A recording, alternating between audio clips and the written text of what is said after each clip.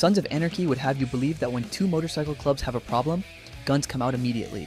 Explosions, shootouts, bodies. Here's the truth. It's slower than that, much slower, and in some ways, far more dangerous. I was inside a 1%er club for 3 to 4 years.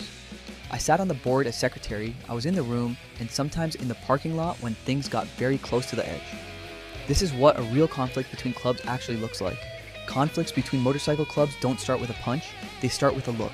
A wrong tone at the wrong moment, an insult that was heard by the wrong person, a debt of respect that wasn't paid. In our world, respect isn't just a word, it's currency. And when someone doesn't pay, the debt accumulates. Slowly. What you see first is tension in the air. Meetings where certain people don't make eye contact, or make too much eye contact. Ugly looks across the room. Words exchanged under the breath. Sometimes direct insults. Said loud enough to be heard, quiet enough to be denied. This can go on for weeks, months. Everyone knows something is coming. Nobody knows exactly when. The most dangerous moments I ever experienced weren't on the road. They were inside rooms, specifically national meetings. Imagine walking into a space with over 20 clubs represented. 120, maybe 130 people.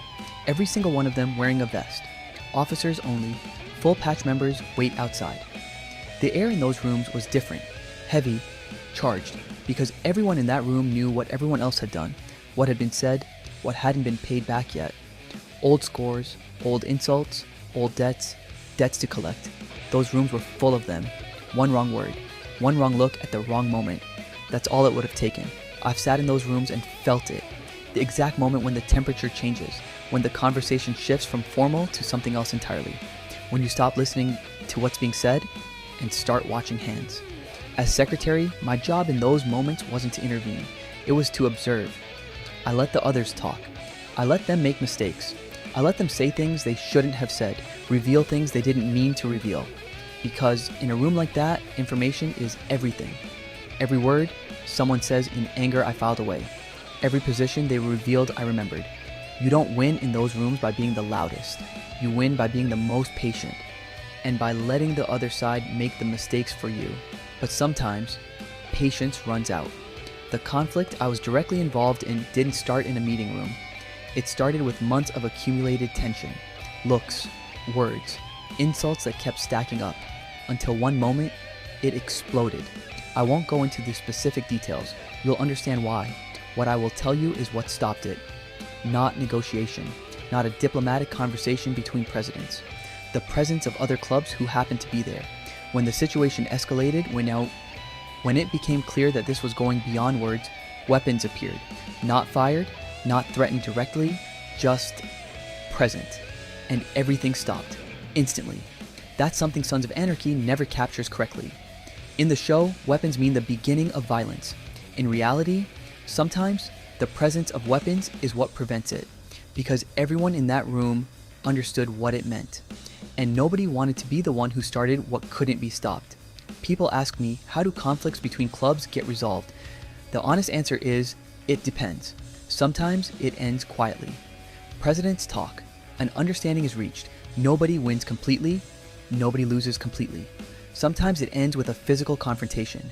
Brief, brutal, and then over. And sometimes, like in our case, it ends because a third party is present at the right moment. Not mediators who were chosen, not arbiters who were invited, just other clubs who were there, who saw what was happening, and whose presence changed the calculation for everyone involved. That's the real MC diplomacy, not boardrooms and peace treaties. Presence, numbers, and the unspoken understanding that some things, once started, can't be controlled. Sons of Anarchy understood the tension, the slow build, the looks, the insults, the accumulated grievances. That part they got right. What they got wrong is the resolution. In the show, conflicts resolve in one episode, sometimes one scene. In reality, some conflicts take years to resolve. Some never fully resolve. And everyone involved knows it's not over. It's just waiting. That's the part that stays with you long after you leave the club. Not the loud moments, the quiet ones. The rooms where nothing happened but easily could have. Those are the moments you don't forget. I've told you about the hierarchy, the daily life, what Sons of Anarchy got wrong, and now what a real conflict looks like. Next video, the code. If you want the real story, subscribe.